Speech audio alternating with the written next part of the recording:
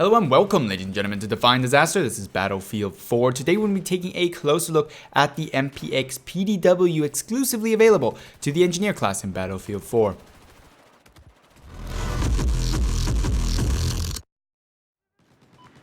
Now, the PDWs are a category of weapons that for some reason, not intentionally, I have up to now neglected on my channel. I haven't really covered any of the PDWs in any decent amount of detail up to now, but that of course is about to change with today's video. I will, however, also be doing some weapon showdowns around, for example, the best close quarter PDW or best long range PDW in the future. But for now, today, we're going to be covering only the MPX, one of my favorite PDWs in the entire game. For a matter of fact, amongst probably my top 10 weapons in Battlefield 4. Now, you may be asking why, and of course, let's start off with the statistics to give you a brief idea of what this weapon is capable of.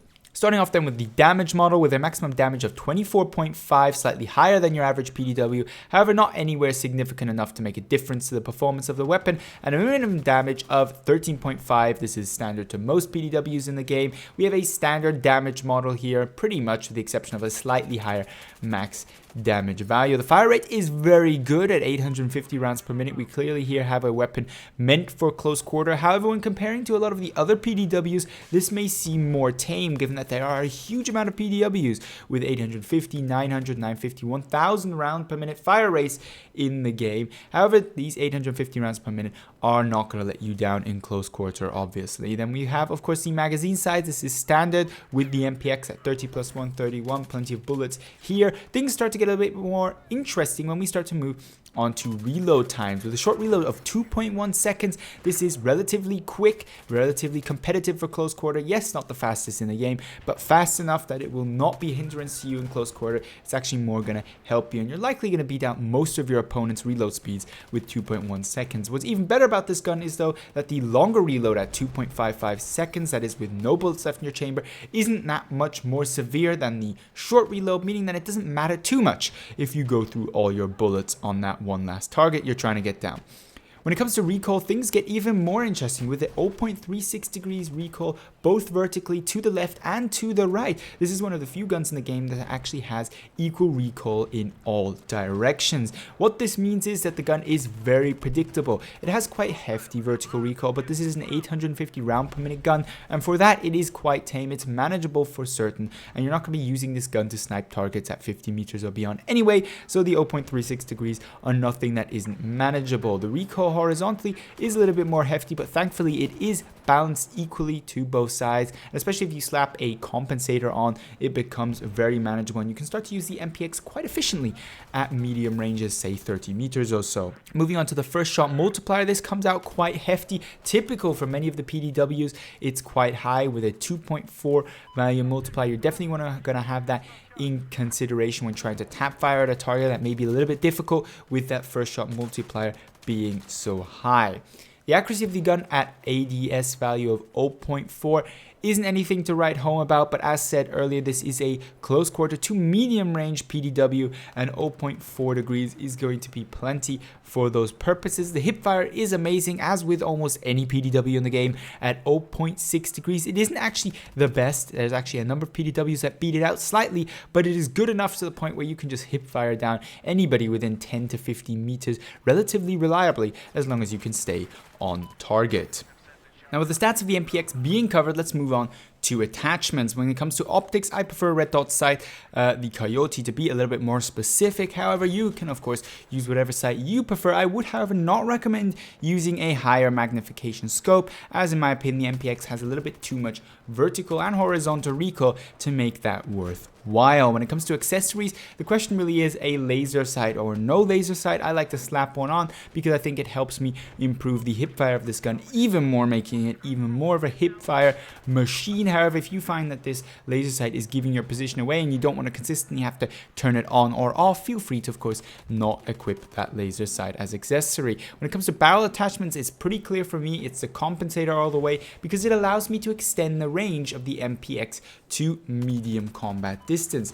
Now, this basically means that the MPX becomes a more versatile gun versus a lot of its competitors that, even with the help of something like a compensator, are not versatile enough to actually compete at medium ranges. When it comes to underbarrel, once more, this is pretty clear for me. It's a vertical grip because I don't really need the angled foregrip for the first shot recoil multiplier. However, if you do find yourself tap firing the MPX a lot, feel free to equip an angled foregrip over the vertical grip, because that of course will help you with the tap firing, while the vertical grip really only helps you move around or strafe while shooting and maintaining a better accuracy. Last but not least, we have playstyle. When do I use the MPX? How do I use it? What game modes? What maps? Now, really, for the MPX is for me one of the more versatile PDWs. However, while maintaining its classic excellence at close quarter combat, which most PDWs have. It's all good running around with a CZ3A1 on rush and just mopping up the kills in close quarter. However, as soon as you leave that close quarter area, try to progress onto an MCOM and end up on a medium range to long range engagement path, you're absolutely screwed. There's no way you're going to beat anybody in a firefight with a lot of those close quarter PDWs, where the MPX, at least the way I have set it up, certainly still has the potential to be quite deadly at medium ranges. Yes, it is not a long-range PDW. Actually, there is no such thing as a proper long-range PDW because the damage model simply doesn't allow for it. Most PDWs have an 8-shot kill at 50 meters or beyond. Absolutely useless compared to something like an assault rifle with 5 shots or an LMG also at 5 shots. I mean, for a matter of fact, you can even get 4-shot kills at distances where it takes 8 shots to kill with a PDW if you equip the right assault rifle with the right damage model. So for me, it's very much a gun that I use to get in people's faces, play close and personal, but also when I know that I'm going to have to meet the requirements of a medium engagement from time to time. So it's a versatile gun, and as per usual, my favorite guns in Battlefield 4, and for many people the best guns in Battlefield 4, are those that are versatile in their use. Yes, the MPX is excellent at close quarter, but it is also capable at medium range, and that's what makes it so invaluable to me, at least for my type of play style. So what game modes would I recommend it? Well, usually you're going to be using this